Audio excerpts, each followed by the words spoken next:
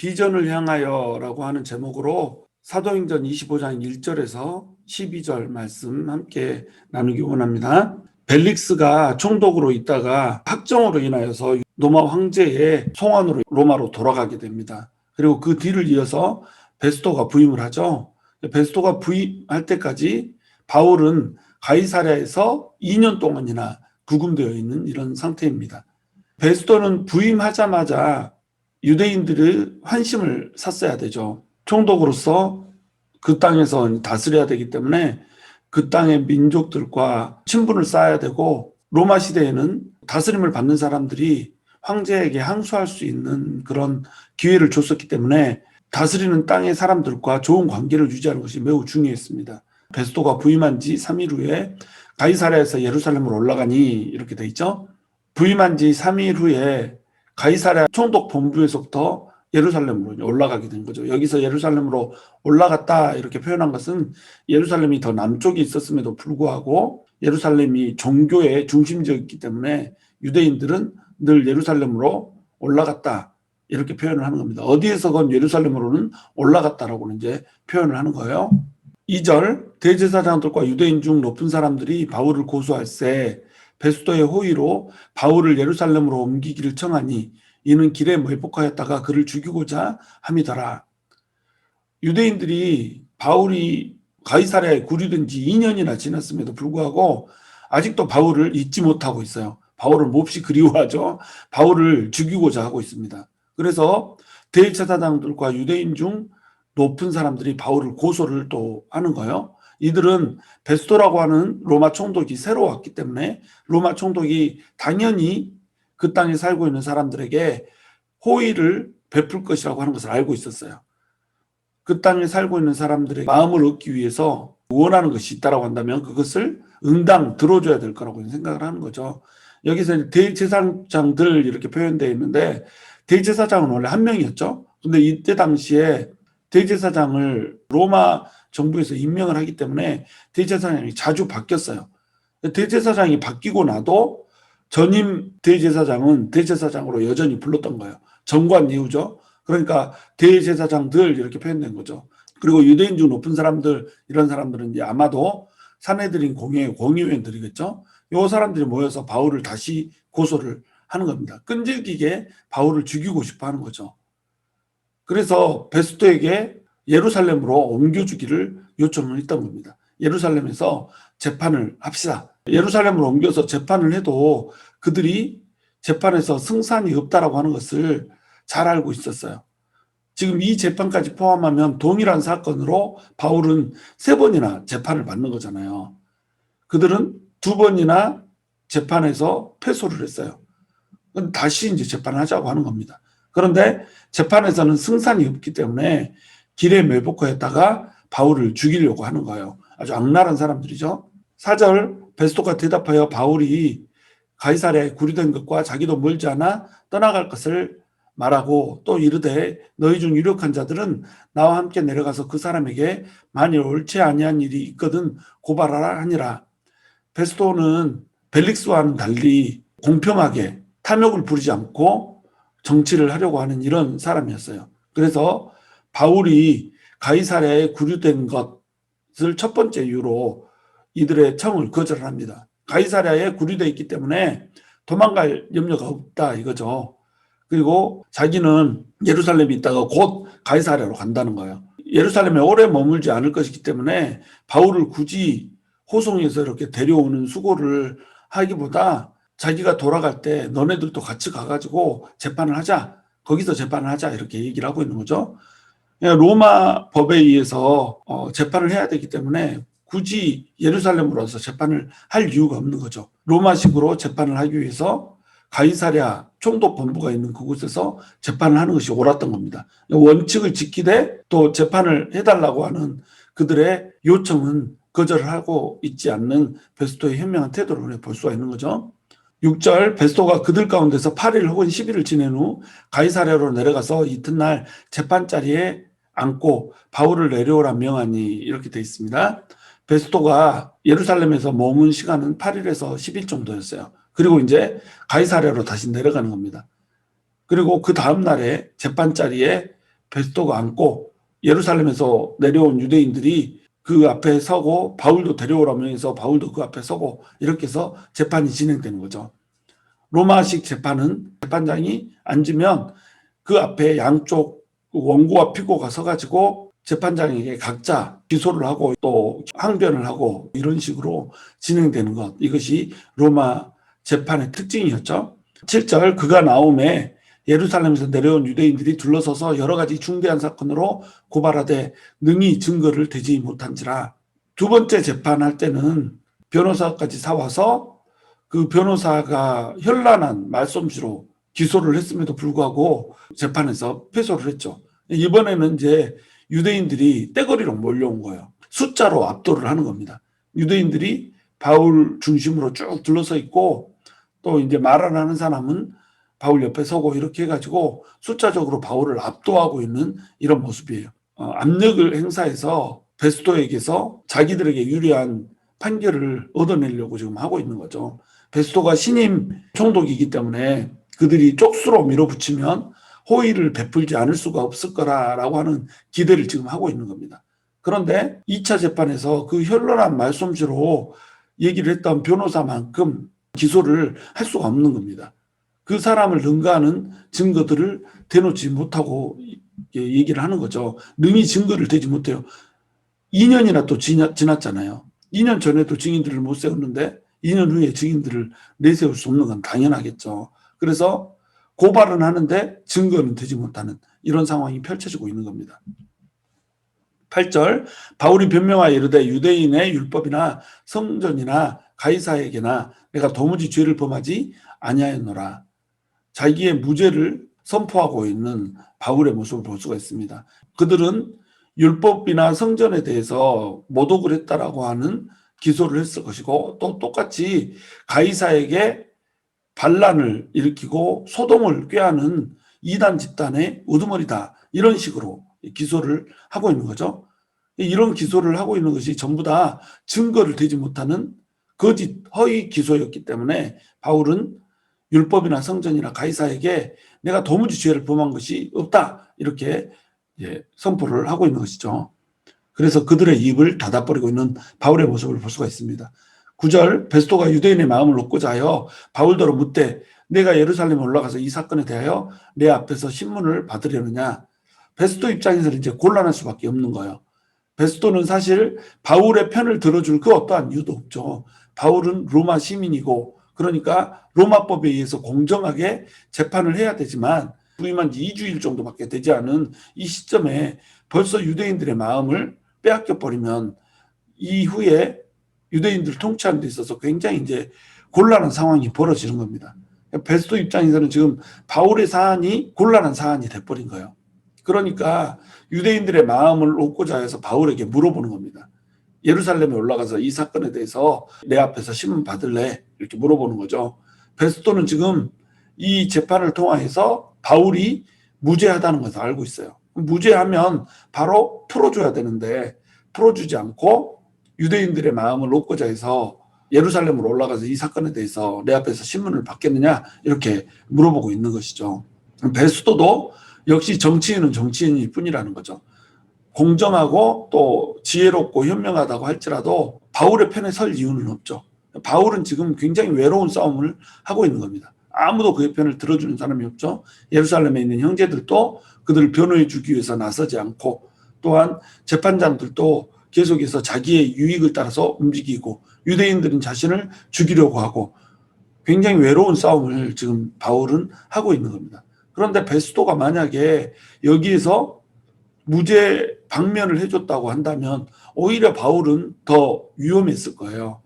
유대인들은 어떻게 해서든지 바울을 죽이고자 꾀하고 있잖아요. 그래서 밖으로 방면되는 순간에 사실은 바울을 살해하고자 하는 사람들이 덮쳐서 얼마든지 살해를 꾀할 수 있는 이런 상황이죠. 오히려 구금되어 있는 이 상태가 바울에게는 더 안전한 상태라고 하는 것입니다. 또한 바울에게는 꿈과 비전이 있죠. 바울은 살아남는 것이 목적이 아니에요. 바울은 풀려나는 게 목적이 아니에요.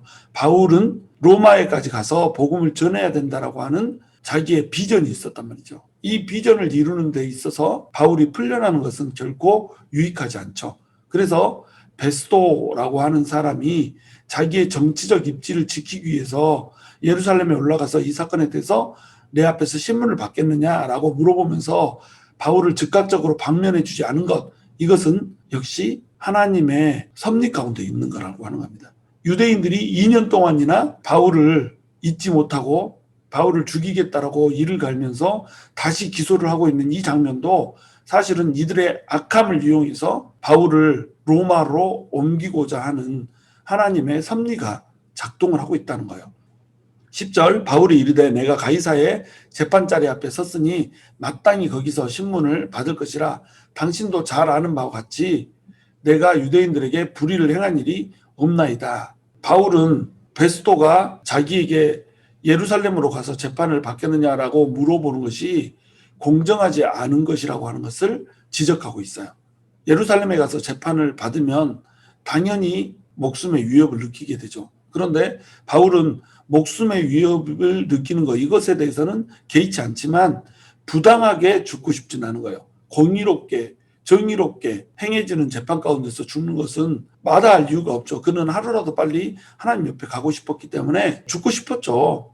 그러나 그가 품고 있는 비전이 있기 때문에 지금 살아남아 있을 뿐인 겁니다.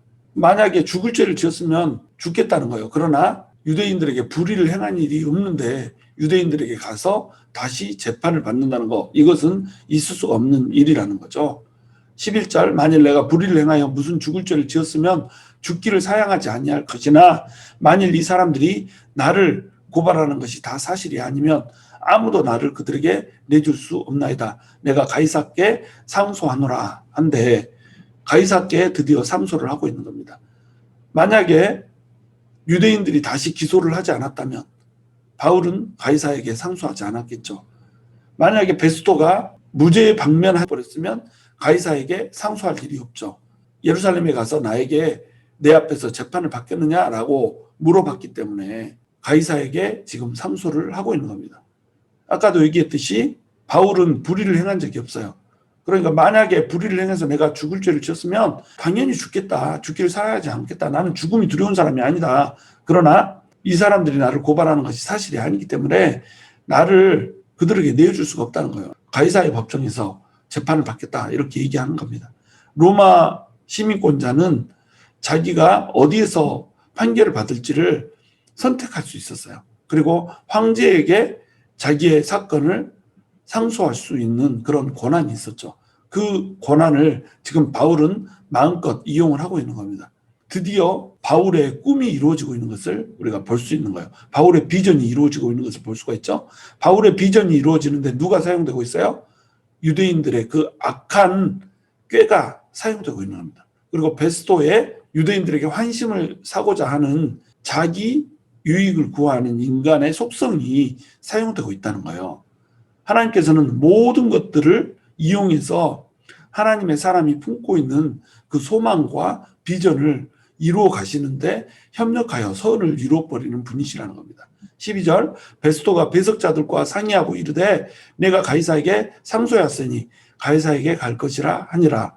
베스도가 배석자들과 상의했다고 그러죠. 이 배석자들은 법률 전문가들이에요. 베스도는 정치인이지 법률 전문가는 아니잖아요. 그래서 총독이 재판할 때 항상 배석자들이 동석을 했던 겁니다. 그래서 법률적으로 이제 어떤 어려운 문제나 이런 게 있으면 상의를 하고 이것이 흔하게 있는 일이었습니다. 이 배석자들과 상의한 이유는 바울이 항소하는 것이 가이사 앞에서 받을 만큼 중대한 일인가라고 하는 것을 상의를 한 거죠. 근데 이 사건이 예수님이 부활했다라고 하는 것 때문에 일어난 사건이지만 종교적인 사건이었지만 이 기소를 어떻게 했죠? 바울이 그 황제에게 반역을 했다라고 하는 정치범으로 정치 사건으로 기소를 했다는 거예요. 이것이 반란 사건인 것처럼 이렇게 기소를 했단 말이죠. 그러니까 이것이 황제 앞에서 상소할 만한 일이 되는 거예요. 그것 때문에 이제 바울은 로마에까지 갈 수 있는 길이 열리게 된 겁니다. 당시에 로마의 황제는 누구냐면 바로 그 악명 높은 네로 황제예요. 근데 네로는 초반부에는 정치를 잘했었죠. 지금 현재 바울이 올라가고 있는 이 상태는 네로의 초기 황제 직임 상태인 겁니다. 바로 이때에 황제 앞에 서게 되는 거예요. 그리고 로마에 가서 드디어 복음을 전할 수 있는 길이 열리게 된 겁니다. 하나님께서는 하나님의 사람이 하나님 안에서 꿈을 갖고 비전을 품은 것, 이것을 반드시 이루세요. 그 소망을 주신 분이 하나님이기 때문에 그래요. 여러분, 우리가 하나님 안에서 소망을 품는다는 거 이거 굉장히 중요한 거거든요. 우리의 소망이라고 하는 거, 우리의 비전이라고 하는 것을 마음껏 품고 또 하나님께 기도하고 간구할 수 있어요. 그런데 꿈과 비전이 하나님 앞에서 품은 꿈과 비전인가라고 하는 것은 우리가 점검을 해야 돼요. 우리는 왜 어떤 일을 하고자 하는가? 우리는 왜 어떤 것을 꿈으로 갖고 있고 비전으로 갖고 있는가? 이것을 우리가 점검할 수 있어야 된다는 거 하는 겁니다. 하나님 안에서 갖고 있는 나의 비전이 있어야 돼요. 주님, 나는 이 일을 해보고 싶습니다. 주님 앞에서 주님을 위하여서 나는 이 일을 좀 담당할 수 있었으면 좋겠습니다. 우리가 꿈과 비전을 가질 수가 있어야 되죠. 그 꿈과 비전이 사람을 움직이는 동력이 되는 겁니다. 그 꿈과 비전이 내가 살아있을 수 있는 이유가 되는 거예요. 만약에 바울에게 꿈이 없었다, 바울에게 비전이 없었다, 이렇다면 바울은 하루라도 빨리 천국에 가서 하나님 앞에 서고 싶었던 사람이라는 거죠. 죽고 싶은 생각밖에 없다라는 거예요. 제가 며칠 전에 90세가 넘은 어떤 할머니를 신방을 한 적이 있어요. 와달라고 해서 신방을 하는데 그 할머니가 너무너무 외로운 거예요. 허리는 다쳐서 디스크 수술 때문에 움직일 수 없고 보조기계가 없으면 일어설 수도 없는 이런 분인데 늘 누워 있어야 되니까 욕창이 생기고 막 이래요. 근데 그분이 계속 우시면서 이제 하시는 얘기가 있는 거예요. 빨리 하나님께 가고 싶어요. 빨리 하나님께 가고 싶어요. 빨리 죽기를 위해서 기도해 주세요. 이렇게 얘기하는 거예요. 뭐 90세가 넘으셨으니까 사실 만큼 사셨고 또 이제 인생에 대해서 후회가 없는 거죠. 그래서 제가 그분에게 안나스의 얘기를 해줬습니다. 아기 예수님을 만나고 나서야 드디어 나의 꿈을 이뤘구나라고 하는 것을 고백하면서 이제 죽어도 여한이 없다라고 생각했던 그 안나스의 이야기를 해드렸어요. 안나스는 과부가 된 지 80년이에요. 그러니까 얼마나 늙었겠어요. 그 늙은 나이에 성전에서 살면서 성전에서 기도했단 말이죠. 그녀가 기도했던 이유는 뭐냐면 하나님께서 보내주시기로 했던 구속자를 내 생전에 보게 해주시옵소서. 이게 그의 기도 제목이었거든요. 그가 그 늙은 나이에도 살아있을 수 있었던 이유, 구속자를 한번 보고 죽고 싶다. 자기 살아생전에 이스라엘의 구원자가 오는 것을 한번 보고 죽고 싶다라고 하는 꿈이 있었기 때문에 90세 그 연로한 나이에도 성전에서 기도하다가 아기 예수님을 만나잖아요. 그리고 그 아기 예수님이 자기 품에 안기는 순간에 하나님께서 말씀하신 그 예언을 마리아에게도 예언을 해준단 말이죠. 그럼 안나스는 어떻게 이 예수님이 구원자라고 하는 것을 알았을까요? 계속 기도했던 겁니다. 구원자를 만나게 해달라고. 그러니까 눈을 열어서 하나님께서 예수님이 구원자라고 하는 것을 보여주셨고 그 구원자를 자기 품에 안고 기도하는 걸로 자기의 생애의 마지막을 찍는단 말이에요.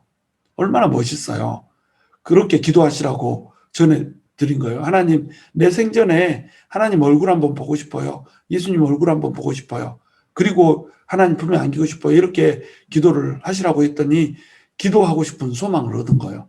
TV를 켜놓고 항상 보이지도 않는데, 눈이 보이지 않는데요. 근데 그냥 켜놓는 거예요. TV를 켜놓으면 어떤 나무 같은 것이 오락가락 하는 것처럼 그렇게 보이죠. 그리고 소리도 잘 들리지 않아서 무슨 소리인지도 몰라서 웅웅거리는 소리로 들려요. 거의 귀에다 대고 말씀을 해드려야 그냥 무슨 소리인지 알아먹는 이런 분이세요. TV를 켜는 게 무슨 의미가 있겠어요. 그러나 혼자 외롭기 때문에 누군가가 옆에서 말을 하는 소리가 듣고 싶은 거예요. 그러니까 TV를 켜놓는 겁니다.